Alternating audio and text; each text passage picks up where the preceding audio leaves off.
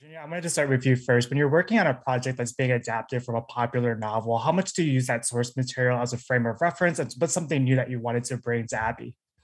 Well, for us, when I read the script originally, it was untitled Roger Cummel Project. So when I actually got the role was when I found out it was based on a book. So I had no clue during the audition process or anything like that, that it was based off a book. And generally I do read the source material. I always make sure to collect as much information as I can before taking on a role. But this was different because I knew we were going to be doing a pretty big departure from the books, and the Abby in the books is very different than the Abby on screen. And I didn't want to get too tied to anything that was in the books, and I didn't want to fall in love with that version of the character. That would make it hard for me to be able to play this new version of the character. So in this particular instance, I just kind of worked very closely with Roger to create this version of the character that you see on screen. And yeah, I wanted it to feel fresh, and we wanted to bring a story that was written 10 years ago and make it feel a little bit more 2023 friendly.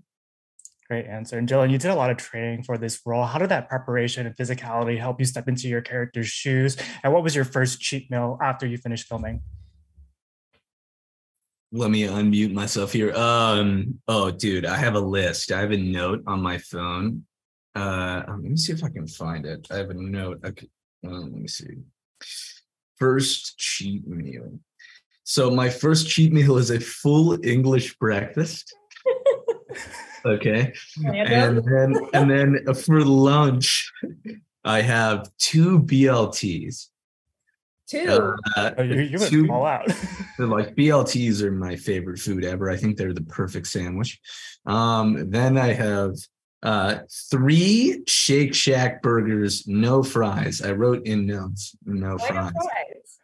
I'm just not a fry guy. I'm not a potato guy. I know that sounds like bizarre, but I'm just not a potato guy. And then I have the dinner, and I have what's linner too, which I guess is lunch and dinner. But as you can tell, I was starving. Yeah, which is part of like the process that you take on when you do a film like this. You need to make sure that you're training very diligently. And we did about 4 hours of training every day.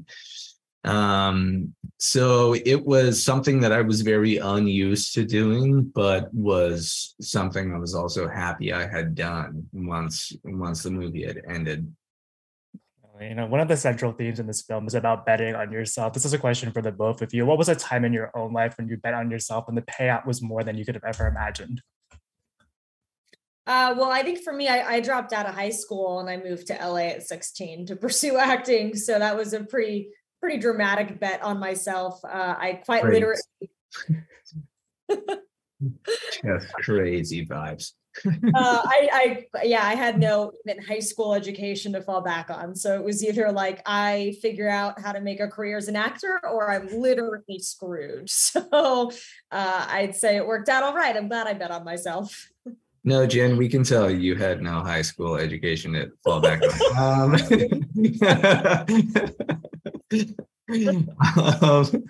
I don't know. I don't gamble on myself very often because I'm an extremely insecure individual. I'm an actor, obviously. So as an actor, you must be insecure. That's your thing. Yeah, you have to hate yourself. No, I don't know. I took a chance on myself by pursuing a stable relationship. Wow. Look at you. Look at me go. I'm trying my best to make the family I never had. So that's, I think, a big one, right? Yeah.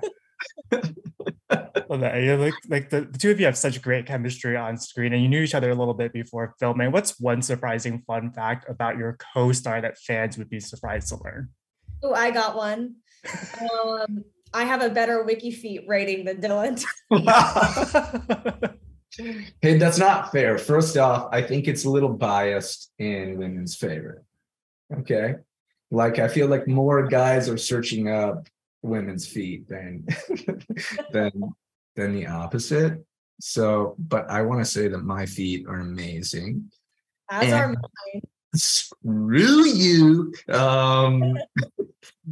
On that note, I will say that Ginny is a virulent slipper wearer. She never wears shoes. Like at any possible time that she can be without shoes, she's not wearing shoes. So that makes for a very funny environment on set when literally, if there's even a 2-second gap between takes, she's throwing on like the slippers from the hotel, which is a very funny vibe. I'm currently barefoot. So yeah, always. Dude, me too. Not a shoe guy. The piggies are out right now. You two are incredible. I've got one final question for you. You know, you both said in previous interviews that there was a lot of room for you to improvise on this project. Is there a scene or a line that you've improvised that you're really excited for audiences to see? And how helpful was it for both of you having your comedic backgrounds? Jen, this is all you first. I spoke last.